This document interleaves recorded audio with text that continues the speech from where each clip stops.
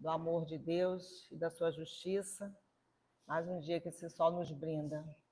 Então, que sejamos todos bem-vindos à nossa casa, os que estão fisicamente aqui no salão, aos que estão pela internet. Que todos possamos aproveitar muito, muito bem os instantes de estudos que temos aqui. Nossas reuniões públicas acontecem todos os sábados, às 9 horas, e todas as terças-feiras, às 19h30. Nesse momento, a evangelização infantil, os grupos de estudos estão em recesso, mas já tem data aí prevista para retorno em fevereiro. Nós temos também um grupo de irradiação para os enfermos, que acontece em formato online todas as quartas-feiras, às 14 horas. Então, quem tiver algum enfermo que deseje, né, que a gente coloque para o grupo de irradiação, é só nos dar o nomezinho que nós incluímos no grupo. Esse não tem férias também, não. E nós estamos aceitando doações de cascas de frutas, de legumes crus, cascas de ovos, pó de café, que é para fazer a compostagem para a manutenção do jardim. E nós temos feito um pedido também, aí nessa linha de preocupação com o ambiente, temos pedido também àqueles que puderem trazerem seu próprio copo para usar cada vez menos material descartável. Tem casa espírita que já está pedindo até para a hora do passe. Está pedindo até que a pessoa leve seu copinho para receber água fluidificada. Tem casas aqui da Baixada Fluminense que já está fazendo isso. A gente está pedindo que cada um traga o seu copo, se for possível. Até quem vem sempre, se quiser trazer, bota o nomezinho, já deixa aqui na casa. Tem um armário ali na cozinha, já pode deixar aqui na casa.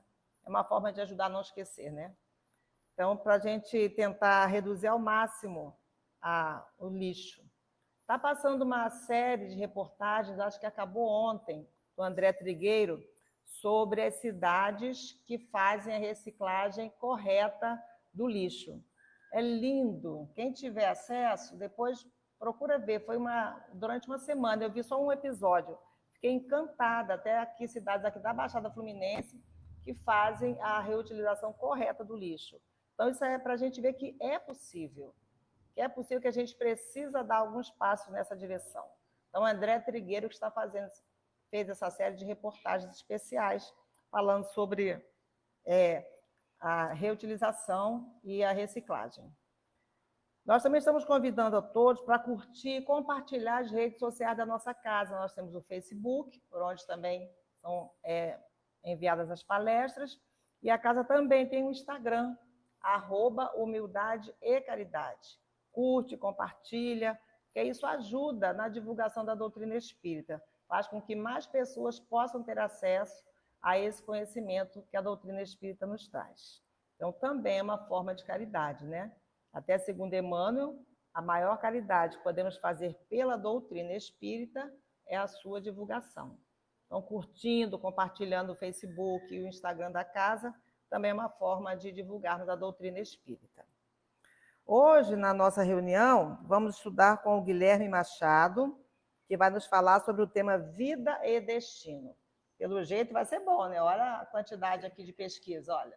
Então, fiquemos preparados. A quantidade de pesquisa que tem aqui vai ser bom. Na próxima terça-feira, dia 14, quem vai ser a expositora vai ser a Rosa Silveira.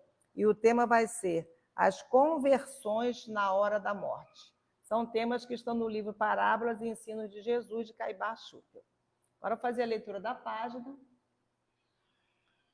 Olha a lição número 1, Recomecemos. É do livro Palavras de Vida Eterna, ditado a Chico Xavier pelo Espírito Emmanuel.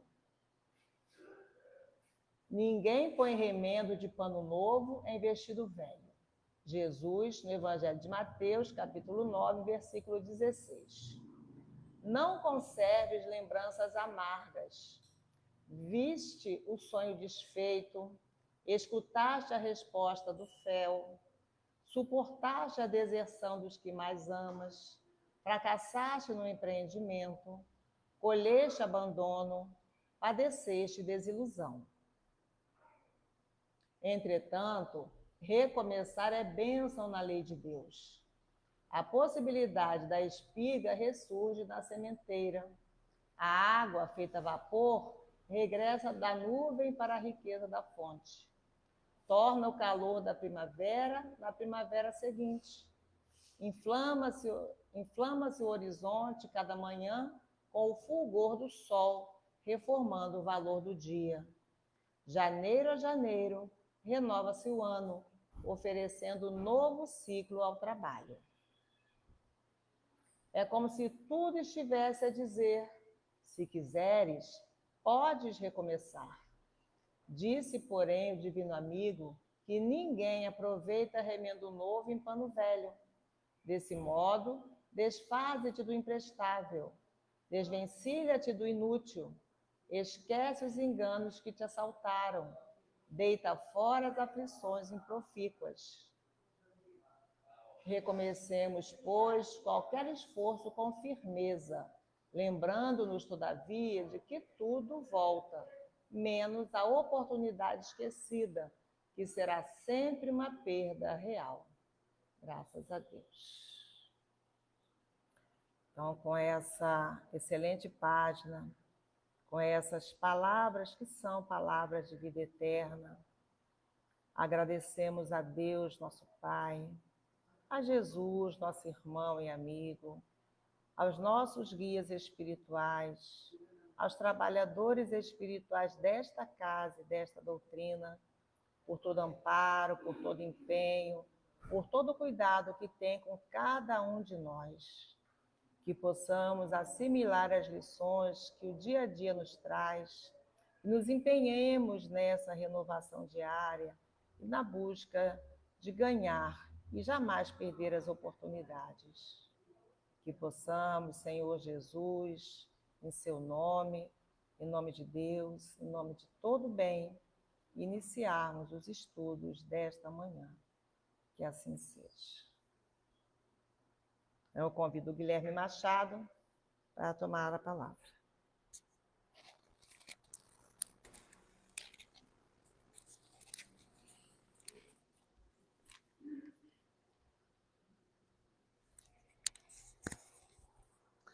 Bom dia a todos. Então, hoje a gente vai falar um pouquinho desse livro, né, Ensino de Parábolas de Jesus, que é um texto trabalhado por Caibar Schutel. E aí a gente vem com esse texto, né, inicial que sempre tem ali, de onde está sendo comentado isso do Evangelho. E está no capítulo 10, em João, entre os versículos 8 e 10. Eu sou a porta das ovelhas. Todos os que vieram antes de mim são ladrões e salteadores. Eu sou a porta. Se alguém entrar por mim, será salvo. E entrará, sairá, achará pastagem. O ladrão não vem senão furtar, matar e destruir. Eu vim para que elas tenham vida e a tenham em abundância.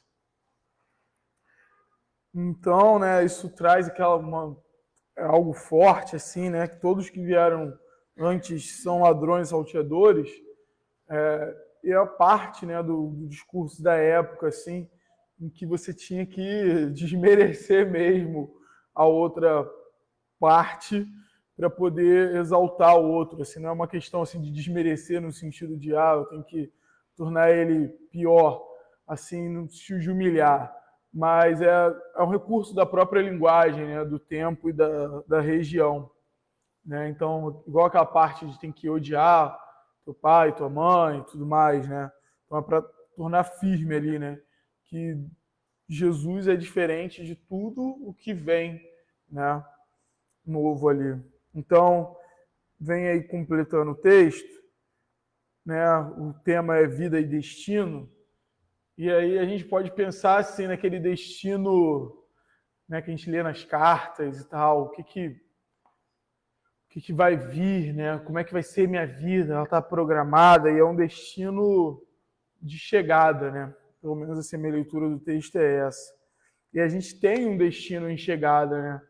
Eu sempre gosto de comentar aqui qual é o nosso destino, porque eu acho que é muito impactante e está no Livro dos Espíritos, e mais para frente eu vou acabar falando. Né?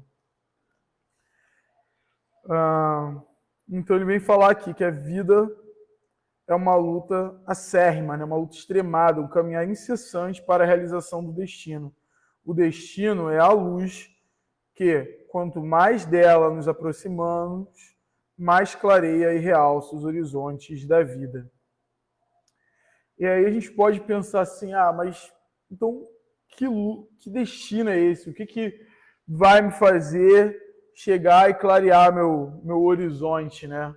E aí quando a gente vem aqui no Livro dos Espíritos, lá na questão 1009, na verdade até um comentário sobre as penas impostas, né, se elas seriam pela eternidade, porque principalmente quando a gente perde alguém, né, encarnado, né, perde, a gente não perde ninguém, mas alguém morre, a gente fica assim, né, agora essa pessoa encontrou o seu destino, como se o destino fosse ser deitado ali no túmulo ou receber o céu, como alguns irmãos entendem, né, que você morre aqui e é transferido daqui para um céu, né? Só que a gente sabe que isso é algo que é construído, né? O céu, ele é interior, então a gente tem espíritos que velam por todos, em todos os lugares, amando de Deus, né? Então Deus está lá em todos os lugares, em qualquer lugar, um lugar que a gente possa julgar mais imundo, Deus está lá presente, velando por nós, porque quem cria a imundície somos nós. Então é como se vou fazer uma analogia aqui, é como tá lá um pai limpinho, a criança chafurdando na lama, né? Ele tá lá esperando para tirar aquela criança e limpar ela e cuidar dela. E é isso, e é parte do desenvolvimento, né? A gente às vezes fica também, por que Deus não tira ela dali e tudo mais, não faz, não acontece? Porque às vezes, é lógico que a gente tem que lembrar, né? Que é necessário passar não pela feira do mal, mas da ignorância, né? Muitas coisas a gente vai viver por ignorância e é parte do desenvolvimento, né? Não cabe mais naquele momento, chega um momento que não cabe mais. Mas por muitas coisas a gente vai passar porque é próprio do nosso desenvolvimento espiritual. E algumas coisas a gente vai escolher dar uma chafurdadinha na lama, que aí Deus vai ter que dar uma pedalada na gente, aí ele vai falar, chega, agora você vai sofrer as consequências de ficar se jogando na lama. A gente vai se jogar uma vez, vão lavar a gente, vão falar, sai. A gente vai ficar fazendo sempre, aí a gente vai pegar a infecção, vai sofrer, né? E aí a gente vai falar, agora não dá mais. Vai entender que não é bom estar ali, vai viver. A gente ainda vai chamar isso de castigo, vai falar que Deus colocou aquele castigo pra gente, né? E vai sofrer e vai chorar. Eu falo isso aqui, gente, eu não estou me colocando um exemplo bom, não, que eu sou um exemplo ruim. Eu não falo isso como um espectador que olha de cima, eu falo como que olha de baixo, sofrido. Então, né, todo mundo tem seu ponto ali, a sua pocinha de lama que derrapa ali, que gosta dela, mas que Deus já mostra pra gente que a gente não pode mais ficar nela. Então a gente às vezes recalcitra ainda contra esse aguilhão que impulsiona a gente para fora ali, né? Às vezes ele começa com uma dor leve, só para acordar a gente escolhe não, né? Eu gosto daquela história do Haroldo, né? Que ele conta do cachorro, que tem um cachorro deitadinho, né? Num prego, o cachorro chorando, deitado numa tábua, e a pessoa fala assim, mas por que aquele cachorro tá ali chorando? Aí a pessoa aí fala, né? A pessoa fala, não, esse cachorro tá deitado em cima de um prego. Aí fala, mas por que ele não levanta? Aí a pessoa fala, tá doendo o suficiente para ele chorar, mas não para levantar. E às vezes é isso, né? Às vezes a gente está numa situação em que a gente está ali chorando, a dor, e às vezes já até seria suficiente para levantar, mas a gente prefere ficar deitado naquele prego e não levantar isso aí. E aí a gente vai vivendo todas as situações e acha que isso não leva a gente a lugar nenhum. A gente vive, né, esses castigos, né, que tem um fim pedagógico, e pensa, mas para onde eu vou chegar? Para que eu sofro? O porquê das minhas mazelas? E muito do que é mazela, na verdade, a gente entende como mazelas, né, como dores, são as dores do crescimento, a gente está crescendo, e uma parcela disso são os problemas que a gente caça para a nossa vida, mas tudo isso tem um intuito, que é a gente chegar onde devemos chegar. E aí, vou vir aqui com a fala do Paulo, comentando, né, sobre as penas, né, serem eternas ou não. E aí o Paulo vai falar o porquê das penas, o porquê que a gente sofre. E aí ele já começa assim, né, que é isso aqui eu amo. Porque, assim, a gente pode estar naquele dia ruim, mas a gente sabe que a gente está indo para frente. Mas a gente está parado, está fazendo força para ficar parado, na verdade. Porque sempre tem uma força puxando a gente, e a gente está se atraindo para essa força também, né? Gravitar para a unidade divina. Eis o fim da humanidade. Então, pode chorar, pode dar chilique, pode fazer força para ficar, mas a gente está gravitando para a unidade divina. A gente está crescendo, a gente está indo, né? Voltando, ansiando por essa luz que é Deus, né? Por essa luz que nos guia, que é Jesus, ali, né? Como um representante maior aí de Deus para a gente. A gente entende, consegue ver, né? Vamos dizer assim, pelo menos, vislumbrar como deve. A gente sente Deus, né? Pouco. Então, dentro do que a gente consegue. A gente só não sente mais que a gente não faz força o suficiente. A gente ainda não tem a concha. A nossa lente ainda não está limpa, né? A gente tem que polir melhor. Então, ele fala, para atingi-lo, né? Ir para isso, né? Isso não é individual, a humanidade toda vai chegar lá. Ele fala, são 3 coisas necessárias: justiça, amor e ciência.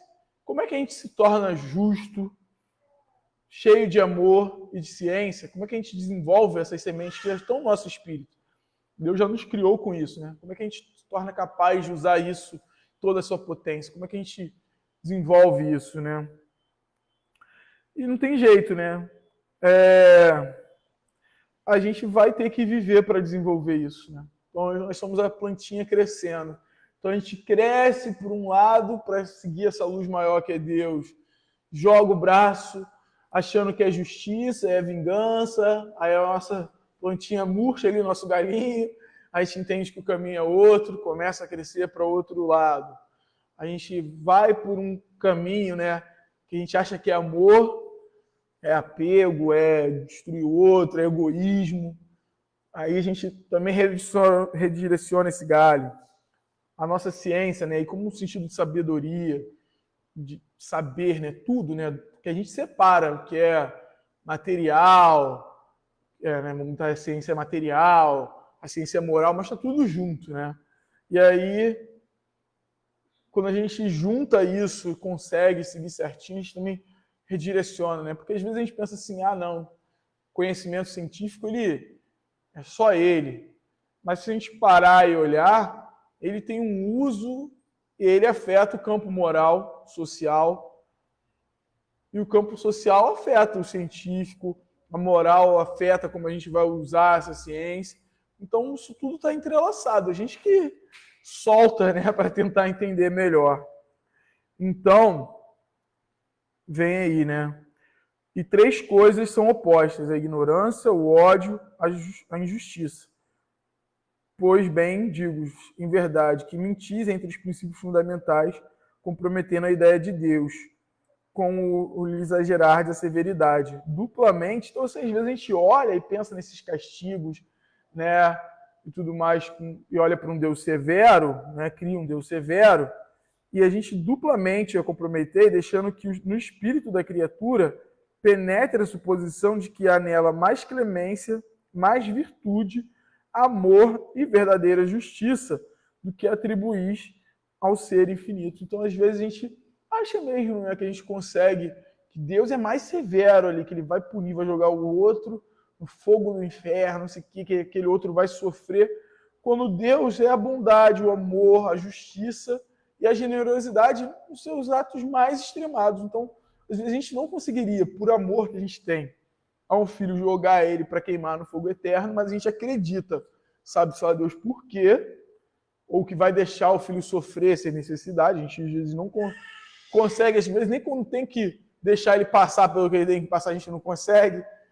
A gente acredita que Deus vai fazer com que ele sofra, porque, sei lá, né, as pessoas acreditam que Deus é ciumento, por exemplo, né? Estava até escutando uma palestra, um estudo do Haroldo, e ele até fala, né, que tem um erro de tradução ali no Deus é ciumento, que Deus é zeloso, é cuidadoso. E a gente transporta isso como um ciúme, né? Porque, às vezes, numa questão da mente humana, a gente acha mesmo, né, que para o outro cuidar tem que ser ciumento. E não é isso.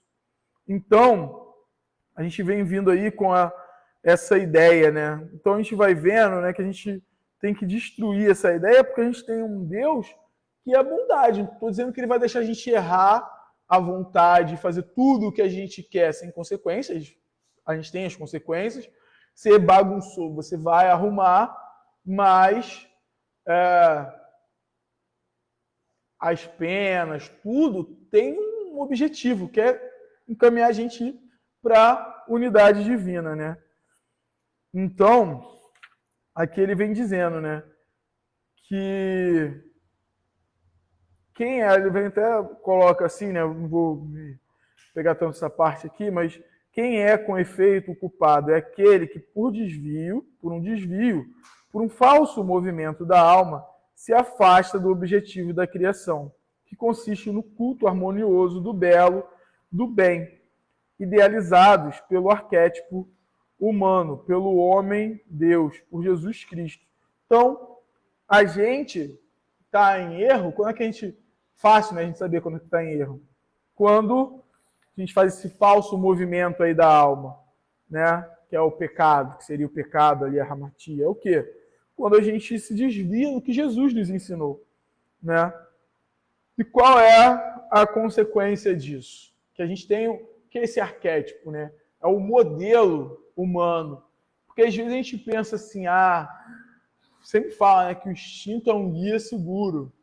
Aí a gente pode ficar pensando assim, mas como é que o instinto é um guia seguro se meu instinto às vezes é destruir, é brigar?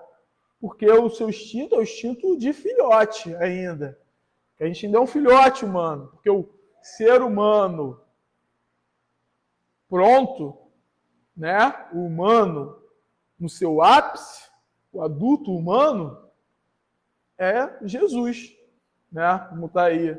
Ele é o arquétipo, ele é o modelo. Então, quando a gente chegar lá, quando a gente é todo polidinho, sem rebarbas, sem espinhos, sem rachaduras, a gente vai agir como Jesus.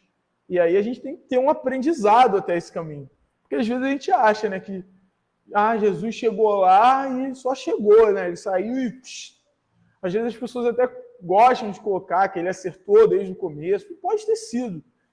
Mas até nesses acertos desde o início dele, espiritualmente, é porque algumas pessoas gostam de desconsiderar a antiguidade de Jesus, né? Que ele presidiu a formação desse planeta. Então ele é mais antigo que esse planeta. Existem vidas em outros orbes, e que existem até outros universos que preexistiram a esse. Então, pode ser muito mais antigo do que a gente supõe. E aí, ele pode ter cometido os erros que a gente cometeu, né? Alguns, com certeza. Até chegar onde ele está. Isso tira o brilho dele? Não dá, né? Porque, na verdade, ele é alguém que conquistou a sua evolução. Ele conquistou o que ele é. Assim como a gente vê vários outros espíritos, ele conquistou o que ele é.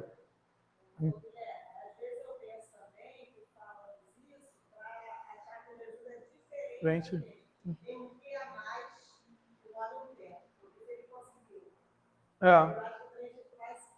Sim. E isso é para eximir a gente de seguir na totalidade, né? É, uma desculpa. E eu, assim, de verdade, a gente vai errar. A gente tem que se enxergar ainda do tamanho que a gente é para tomar as atitudes, né, que a gente pode tomar. A Rosa até trouxe que Pedro cai em si, né?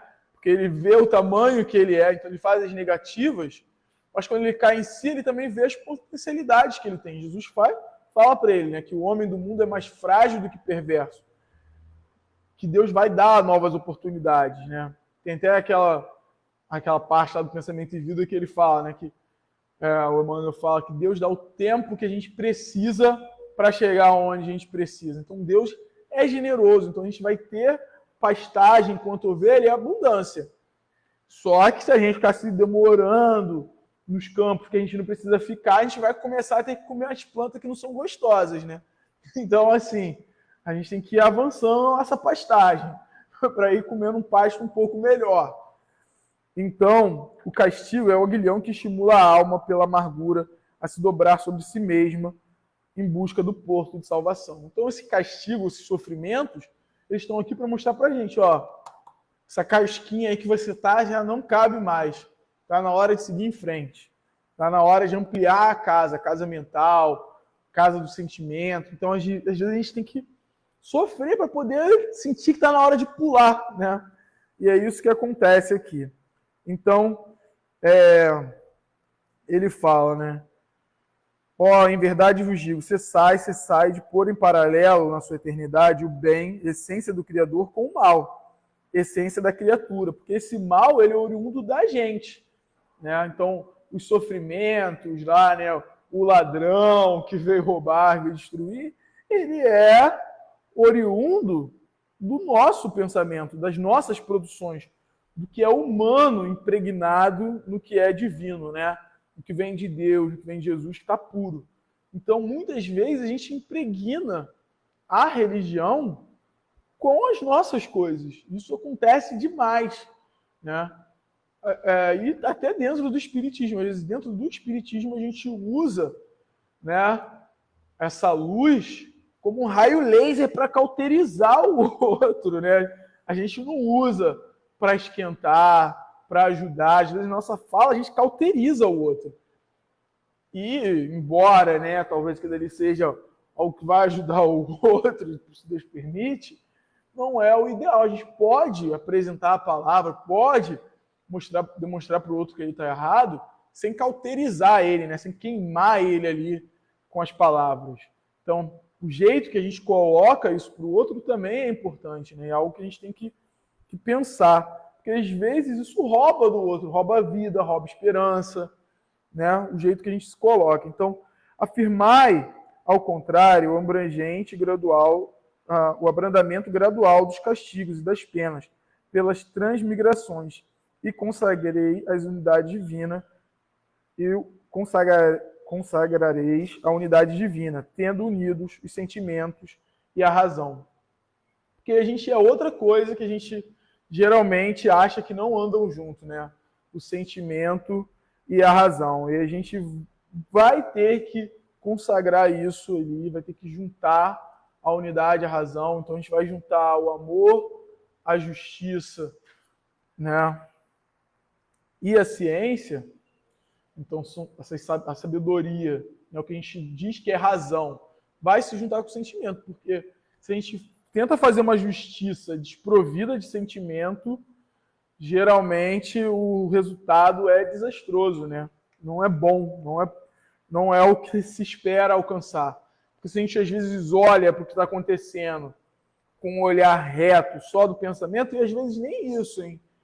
Nem só o pensamento, né? A gente acaba destruindo o outro. E quando a gente entende as causas, por que o outro faz, tudo isso ajuda, né? E Jesus traz isso para a gente. O homem do mundo é mais frágil do que perverso. Às vezes o que está imperando ali é uma fragilidade. Então a vida, aí eu vou voltar aqui para o texto inicial, a vida material tem nascente e o acaso. E o ocaso. Então a vida material, ela começa e ela tem o seu pôr do sol, né? O ocaso aqui é o pôr do sol, então ela também se põe. E isso é algo que às vezes machuca a gente, né? Esse momento da passagem é muito doloroso, mas quando a gente sente que o outro cumpriu, né, o seu tempo, a sua passagem, eu acho que isso também é um acalento. Então, acho que até pensando na gente, no outro, e quando a própria pessoa sente também que ela cumpriu, acho que ela vai mais serena, né? Às vezes a gente vê assim, uma pessoa que está desencarnando e ela fala, não, já cumpri meu tempo. Então assim, você vê que ela só vai serena. E as outras pessoas também sentem, né, que ela está indo e se asserenam. Então acho que viver uma vida em que a gente cumpre o nosso dever é importante. Né? Que a gente... É lógico que a gente não faz isso para o outro ver, mas isso demonstra para o outro também. Então isso torna uma passagem mais, né, simples, serena. Então acho que a gente também tem que pensar se a gente está vivendo uma vida em que a gente vai se proporcionar isso e vai proporcionar isso aos outros também, né, aos nossos entes queridos. Então nasce com as carícias promissoras da aurora e morre abafada nas trevas da noite. Então, para muitos, né, a vida material é isso, né? A gente morre abafado por essa escuridão. E a vida nasce e renasce tantas vezes quanto as areias do mar e os átomos do ar. Então, a gente já viveu bastante, né? A gente vem mergulhando aí, se a gente não pensar na vida de espírito humano, né? Outros. Imagina aí quanto a gente não precisou vir, voltar ir, né? Isso tem um fim, né? Mas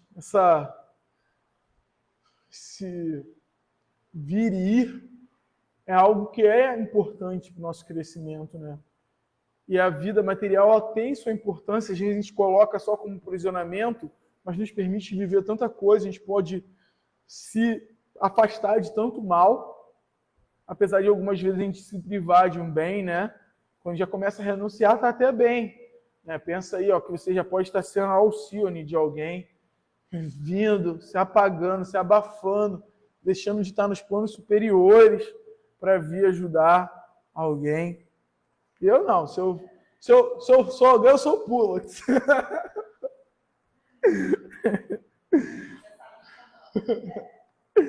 Então, a vida nasce e renasce tantas vezes, né, quanto as areias do mar. Na terra imperam as alternativas. O dia estende seu luzente lençol de gás, iluminando aos olhos humanos as belezas da natureza. À noite, umbra as alegrias e as esperanças com seu manto tenebroso.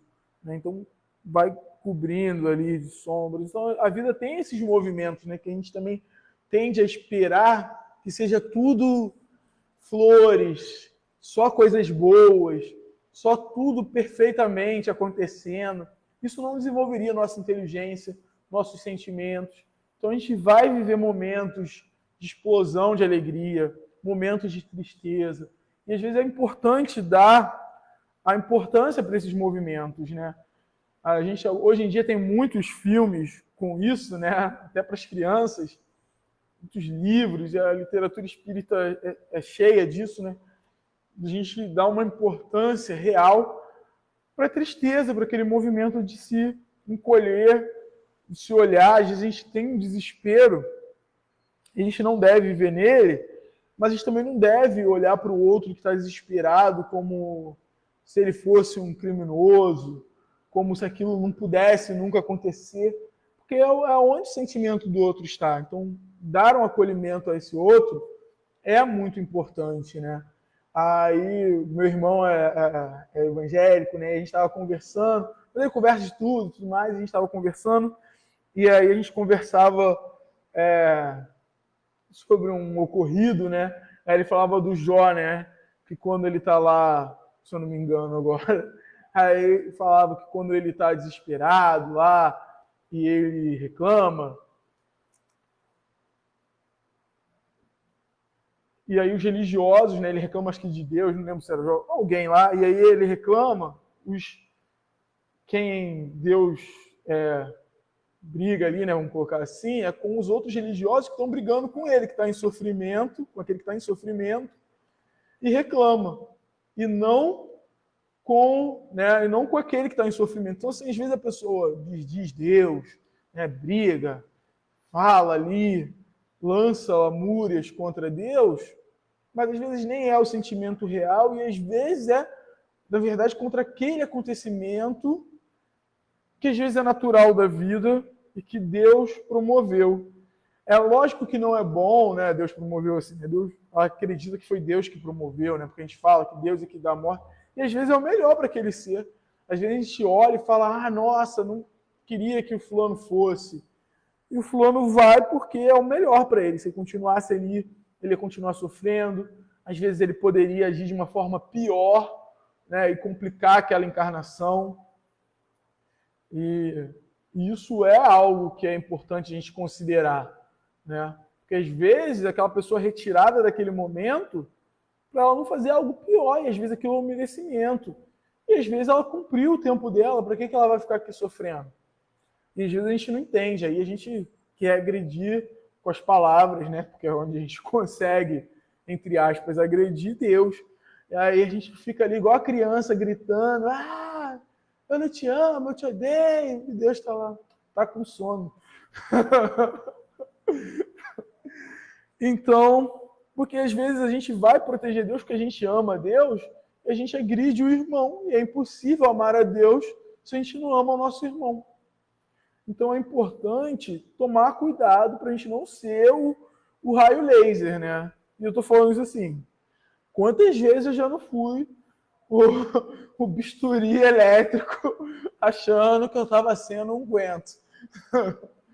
Né? E às vezes nem o bisturi elétrico, às vezes eu só machuquei a pessoa mesmo, nem fiz nada bom. Então tem que pensar.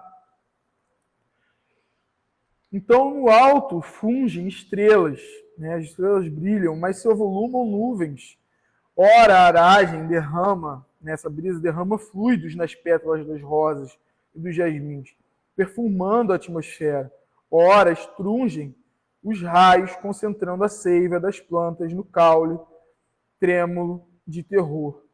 Então, a vida vai promover esses movimentos em que a gente vai ser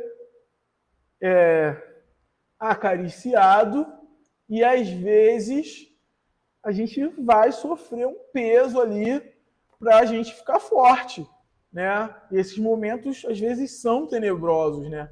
Mas quanto, né, de nutriente uma tempestade não traz para a gente? A gente sai de uma tempestade e a gente fala, agora eu estou mais forte. Né? Às vezes a gente vive uma coisa ali e a gente fala, nunca que eu vou sair disso. Aí tu sai lá todo estrupiado, né? E fala, nossa, agora eu sei como agir se acontecer de novo. Aí acontece de novo, você já resolve, nem chora, nem grita, nem chama. Nesse momento, às vezes, a gente nem chama por Deus, só agradece depois, fala, Deus, tudo, obrigado, deu tudo certo, agora eu já sei como é que faz. Aí já vem aquela frase de Emmanuel, né?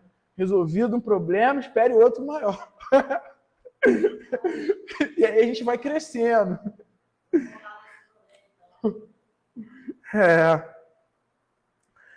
Então, nas fases tão diversas da vida terrestre, a natureza da alma sucedem as paixões malsãs, e a estas enfermidades, e a velhice acabrunhadora. Né? Então, a gente vai viver aí, né, a pureza da alma. Então a gente vai ter os problemas, a gente vai criar as nossas próprias doenças da alma, as enfermidades, a nossa velhice vai chegar também.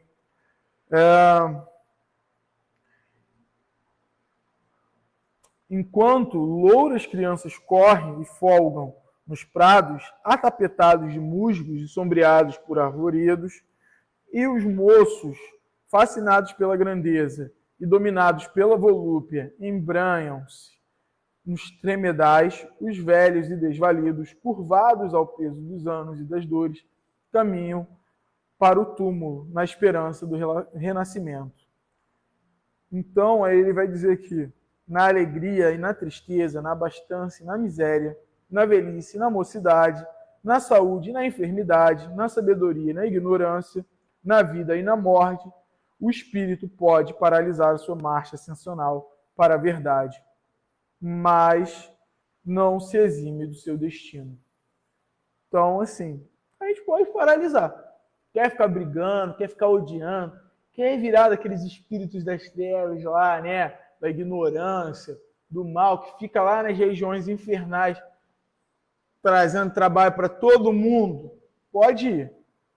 Vai chegar a tua hora que tu vai falar, tô entediado, tô cansado, tá na hora de eu continuar. É o que eu falei. A gente vai gravitar para a unidade divina, querendo ou não. Então, você pode ir andando com dignidade ou sendo arrastado. Você vai. Você pode se jogar no chão, Deus vai te olhar, vai falar, tá jogado no chão. Tô aqui com ele, tô vendo ele jogado no chão. Vou deixar ele ficar ali. Agora eu vou dar uma abandonada nele. Aí, abandonada, né? E ficar ali olhando, igual o pai faz, né? Quando a criança está jogada. Aí olha de longe, aí tu sente o sofrimento, tá sozinho, tu sai correndo atrás, e assim vai. Então, a gente vai ter que caminhar, né? A gente tem aquele caso do Gregório lá, que passa por séculos lá de maldade, aí por intermédio de Deus, né, pela permissão de Deus, aí, pela ajuda, a mãe dele, a Matilde, resolve ver que ele tá balançado, que ele já duvida do mal, que ele está entediado de viver aquilo. Aí arma todo o plano para salvar ele mesmo. No final ali ele já cai de joelhos chorando, pede ajuda, os espíritos estão em volta dele também são ajudados. Então assim, você pode criar o parquinho, pode tacar fogo em tudo. Depois você vai ter que consertar tudo e fazer tudo dar certo de novo. Então, desaconselho. Porque a gente lembra, né? A semeadura é livre, mas a colheita é obrigatória. Então, a gente vai poder espalhar os brinquedos, mas vai ter que juntar. Então, nas encostas das montanhas também raiam claridades e descem chispas luminosas. A luz do destino projeta auroras do nascimento à morte e realça na sua plenitude os horizontes da vida eterna. Então, a gente vai ter aí toda a alimentação divina que a gente precisa, né? E a gente, quando passa por esses momentos, né, de morte, os momentos mais difíceis, ele vai realçar os horizontes da vida eterna, né? A gente vai sentir a necessidade da luz, a gente vai entender o que a gente precisa. Então, esses momentos mais escuros, os momentos mais abafados, fazem a gente pensar, fazem a gente redirecionar, recalcular nossa rota. Então tenhamos fé. A vida é a luta acérrima para a conquista da perfeição. O destino é grandioso e acena com promissoras felicidades. Tudo caminha para a paz. No caminho palmilhado pelo Cristo, brilham as verdades precursoras do destino. Ele é a luz que clareia aos homens o roteiro da perfeição. Nele está a vida de todas as grandes almas. Ele é o caminho, a verdade e a vida. Ele nos guia para o destino. E o destino é a vida eterna, onde reinam as mais perenes felicidades. Tenhamos fé e caminhemos na luz da vida pelo caminho traçado por Jesus. Bom pastor, ele quer que tenhamos vida e nos dá em abundância. Então, Jesus nos dá essa vida em abundância, né? A gente vai viver isso da melhor forma possível. Assim. Aí eu lembro da Condessa Paula, né, que ela se preparou, né, lógico, para ser uma condessa ali, para a prova da riqueza, então ela vive, né, primeiro várias vidas de pobreza, vive vários percalços, e quando ela chega na prova da riqueza, ela é justa, é boa com os funcionários, ajuda a todos. E depois que ela morre, ela conta como é que ela vive no plano espiritual, né? O que poderia ser descrito como um céu. E aí ela fala que ela se preparou para aquilo, que a gente nem tem noção, né? De como a gente sabe, assim, a gente não pensa o que nos espera, então a gente age do jeito que a gente age, né? Então, para a gente ter acesso a essa abundância, a gente tem que transformar a nossa concha aí, né? A gente tem que criar uma concha maior, a gente tem que parar de tomar de colherzinha de café e aumentar. E aí tem dois textos do Emmanuel, nesse livro, que é o Caminho, Verdade e Vida, que é o 178, que é a Porta Divina, e o 166, que são as posses definitivas. Eu vou ler e vou tentar falar um pouquinho da Gênesis aqui também. Vou ver se eu consigo tudo rápido. Que? Então, a porta divina, ele fala, eu sou a porta divina, se alguém entrar por mim, salvar-se-á. Está lá em João 10, 9. Então, no caminho da vida, cada companheiro portador de expressão intelectual um pouco mais alta converte-se naturalmente em voz imperiosa para os nossos ouvidos. E a cada pessoa que segue à frente de nós abre as portas ao nosso espírito. Os inconformados abrem estradas à rebelião e à indisciplina. Os velhacos oferecem passagem para o cativeiro em que enxerçam a dominação. Os escritores de futilidade fornecem passaporte para a província do tempo perdido. Os maledicentes encaminham quem os ouvem a fontes envenenadas.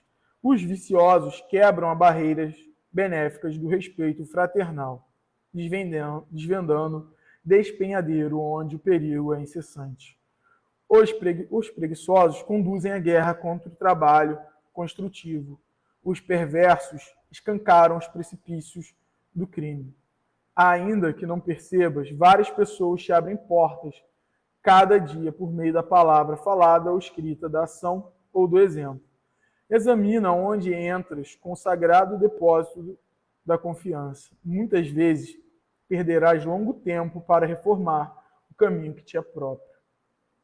Não nos esqueçamos de que Jesus é a única porta de verdadeira libertação. Então, quantas vezes a gente não segue lá o ladrão, aqueles que vêm acabar com a gente? Aqui até fala, que os vieram antes eram ladrões e salteadores. E aí vem Jesus mostrar o caminho correto. E às vezes a gente adere a pensamentos que olham só para o campo material, pensamentos que olham para o espiritual de uma forma equivocada, como se Deus fosse um homem, como se Deus fosse limitado. E aí Jesus vem e traz para a gente o caminho certo. Então, através de então não esqueçamos que Jesus é a única porta de verdadeira libertação. Através de muitas estações do campo da humanidade, é provável recebamos proveitosa experiência, amelhando as custas de desenganos terríveis. Mas só o Cristo, no clima sagrado de aplicação dos princípios, é possível encontrar a passagem abençoada de definitiva salvação. Então, só seguindo Jesus, a gente acha essa passagem segura, que vai nos garantir o que nós precisamos. Estou tentando tomar aqui água com parcimônia para o copo não voar. Então vamos lá. Posses definitivas. Eu vim para os que tenham vida e as tenham em abundância. Jesus, João, capítulo 10, versículo 10.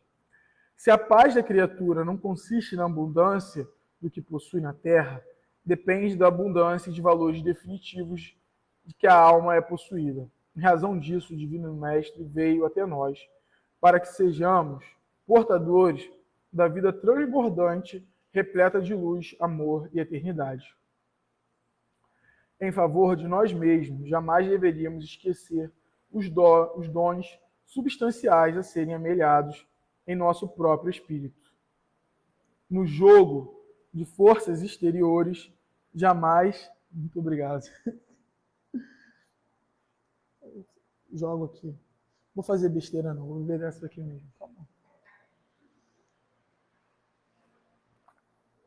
Vou me enxergar do tamanho que eu sou bagunceiro, descoordenado, estou trabalhando isso, mas... E aí ele vem dizendo, em razão disso, o Divino Mestre veio até nós, para que sejamos portadores de vida transbordante, repleta de luz, amor e eternidade, em favor de nós mesmos. Jamais deveríamos esquecer os dons substanciais a serem amealhados em nosso próprio espírito. No jogo de forças exteriores, jamais encontraremos a iluminação necessária. Maravilhosa é a primavera terrena. mas o inverno virá depois dela. A mocidade do corpo é fase de embriagantes prazeres, no entanto, a velhice não tardará. O vaso físico mais íntegro e harmonioso experimentará um dia a enfermidade ou a morte. Toda a manifestação de existência da Terra é processo de transformação permanente. É imprescindível construir o castelo interior, de onde possamos erguer sentimentos aos campos mais altos da vida. Então, construir o reino de Deus no nosso coração. Né?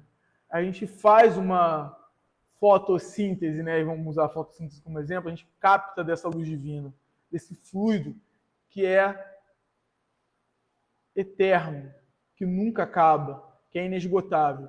Será que a gente já criou, né? Será que a gente está tão unido ao bem que consegue captar isso de uma forma em que as nossas forças nunca falham? Ainda não, né? Encheu Jesus de sua presença sublime. Aí, é imprescindível construir o castelo interior. Tal. Encheu-nos Jesus de sua presença sublime. Não para que possuamos facilidades efêmeras, mas para sermos possuídos pelas riquezas imperecíveis. Não para nos cerquemos de favores externos, e sim para concentrarmos em nós as aquisições definitivas. Sejamos portadores da vida imortal. Não nos visitou o Cristo como doador de benefícios vulgares. Veio ligar-nos à lâmpada do coração, à usina do amor de Deus, convertendo-nos em luzes inextinguíveis. Então, o que a gente está fazendo para se tornar essa luz inextinguível? Que nunca vai acabar. A gente já está conseguindo ser essa usina que transforma essa energia que o Pai nos dá? Porque às vezes a gente olha para Deus, né? Eu estava escutando um estudo do Haroldo de Salmos, e aí ele estava falando, né, dessa questão de como nós espíritas, né, às vezes esquecemos o que a revelação traz para a gente, né? Que a revelação espírita traz, né? Que é esse Deus que é providencial, né, que outras religiões também olham, mas é que é um Deus que a gente consegue olhar, entre aspas aí, esse tamanho, que é um Deus que ele é imanente, que ele é imensurável, né? E que ele tem um poder que transcende nosso entendimento e a nossa mente. Que ele não é limitado, que ele não nos ama só se nós amarmos ele, que ele está sempre trabalhando por nós. Então, a gente não está lidando com alguém que tem uma certa quantidade de recursos, que tem que distribuir para certos filhos, só para os que são os mais amados, e que só esses estarão sob sua proteção, porque só eles agem de acordo. Todos, do criminoso mais criminoso, né, ao espírito mais puro, Deus vela por todos. Ele cuida de todos. E aí, ele traz lá algo que eu queria trazer, eu vou tentar ser rápido aqui, vou só sintetizar, né? Está na Gênesis, no capítulo 2, né, falando lá de Deus, da providência, né? Que é o que Jesus traz para a gente, né? Como Deus é providente para a gente. E aí ele fala, né, que Deus está em toda parte, tudo vê, tudo preside, mesmo as coisas mais insignificantes. E é nisto que consiste a ação providencial. Porque às vezes a gente vai olhar para Deus, e às vezes no Espiritismo, como tem as leis divinas, a gente vai olhar e vai pensar que as leis de Deus funcionam como um computador. Você age assim, então tua pena é essa, vai agir dessa forma, tua pena é essa, como se Deus não tivesse, como se essa lei não estivesse emanando dele a todo momento. Como se a gente não tivesse conectado e mergulhado em Deus a todo momento. No seu pensamento, que a gente está mergulhado no fluido cósmico, e o fluido cósmico é impregnado pelo pensamento de Deus, né? Ele é esse pensamento aí que cria tudo. Então, vai até dizer, como pode Deus tão grande, tão poderoso, Kardec vai colocar, né? Que seria uma fala, tão superior a tudo, intrometer-se nos pormenores, sem importância, preocupar-se com os menores atos da vida, e com os ínfimos pensamentos de cada indivíduo. Esquecendo, né, que são esses ínfimos pensamentos que criam os grandes pensamentos. Então, como é que Deus pode se preocupar da gente nos ínfimos detalhes? Ele fala, a tal interrogação é que o incrédulo dirige a si mesmo, concluindo por dizer que, admitida a existência de Deus, só se pode aceitar quanto à sua ação, que ele se exerça sobre as leis gerais do universo, que o universo funcione de toda a eternidade em virtude dessas leis, às quais toda criatura se acha submetida na esfera da atividade, sem que seja preciso uma intervenção incessante da providência. Mas só o funcionamento dessa lei já é a intervenção. E ela está sendo contínua. Deus não parou, se sentou e descansou. Jesus fala, né? Meu Pai trabalha eternamente. E até hoje ele cria. Então, até hoje as possibilidades são criadas. Até hoje tudo é presidido por Deus. Então, a gente está mergulhado nesse fluido sutil que Deus trabalha. Deus atua diretamente ou por intermédio de um fluido, né? Então, seja ou não assim que respeita o pensamento que Deus, isto é, quer. O pensamento de Deus atue diretamente ou por intermédio de um fluido. Representamos para facilitar a sua compreensão sobre a forma concreta de um fluido inteligente, preenchendo o universo infinito e penetrando todas as partes da criação. A natureza inteira está mergulhada, né? Então, não haverá nenhum ser, por mais ínfimo que suponhamos, que de algum modo não esteja saturado dele. Achamos assim constantemente na sua presença da divindade.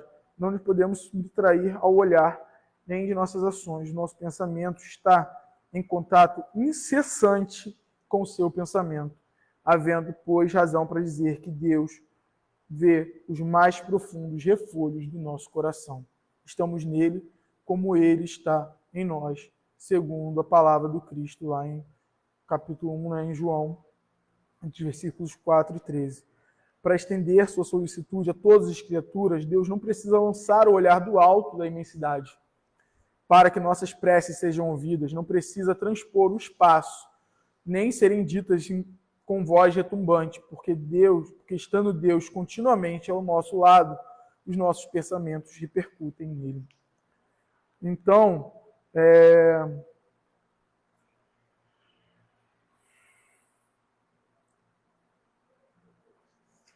aí eu vou terminar aqui com um finalzinho só, porque eu sei que eu já estou em tempo aqui. Então, Deus, diante dos problemas insondáveis da nossa razão, deve humilhar-se. A nossa razão deve humilhar-se. Deus existe. Não há como duvidar. Vou voltar aqui para não ficar dúvidas. Diante desses problemas insondáveis, a nossa razão deve humilhar-se. Deus existe. Não há como duvidar disso. Por sua própria essência, ele é infinitamente justo e bom. A solicitude se estende a tudo. Compreendemos-lo, só o nosso bem, portanto, ele pode querer. A razão qual devemos confiar nele é o essencial. Quanto ao mais, esperemos que nos tenhamos tornado dignos de o compreender. Então, assim, Deus está em tudo, né? Em Deus nós nos movemos ali, então não vai ter falta, né? A falta somos nós que criamos, nós que não absorvemos o que devemos, às vezes a gente não consegue captar o que precisamos. Então, quando a gente segue o Cristo, nós nos tornamos capazes de ter pastagem eterna, ou seja, a gente vai conseguir absorver sempre dessa emanação em que a gente está mergulhado. A gente morre, vamos dizer assim, né? A gente morre na nossa alma porque a gente não quer captar a luz que nos cerca. Então, agradecemos a presença de todos, né? A paciência de vocês em me ouvir. E agora eu vou deixar aí com a Jane para poder fazer o encerramento.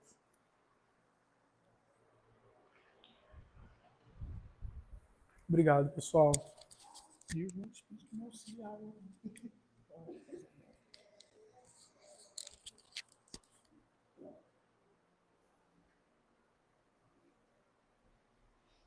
Viu? Alertei o grupo que pela pilha de livros que tinha aqui de pesquisa, né, que seria consistente. Então, nós agradecemos ao Guilherme, né, pela disponibilidade, pelos estudos, nos ajudar a refletir que na doutrina espírita é assim, né? um ajudando ao outro a refletir, traz as pesquisas, divulga, e às vezes a gente já ouviu aquela questão tantas vezes, mas naquele dia, naquele momento, ela cai diferente. E a gente entende um pouquinho além. Então, Humberto Roden fala, né, que Deus está dentro e está fora. Então, nada há, né, fora nem longe da bondade e do amor de Deus. Te agradecemos, Pai amado, Jesus querido, nosso irmão, amigo de todas as horas, que possamos, com essas palavras, com essa experiência positiva, nos sentirmos reabastecidos, nos sentirmos mais aptos e confiantes a seguirmos ao longo dessa experiência, que é tão importante e que é única em nossas vidas. Que cada um possa se sentir envolvido, abraçado e cuidado por essas vibrações do bem que aqui se encontram. Que desta tua casa, Senhor, possam ser recolhidos os fluidos necessários ao alívio, à cura de cada um que deles necessite. E que ao sairmos, Senhor, desse ambiente, possamos também levar conosco essa vontade de vencer-se, de compreender e de fazer compreendido. Que cada um de nós, Senhor, possa estar cada vez mais inundado deste amor infinito que vem de nosso Pai. Por isso agradecemos por tudo, Senhor, agora e sempre. Graças a Deus. Nós vamos passar para o segundo momento, que é o momento dos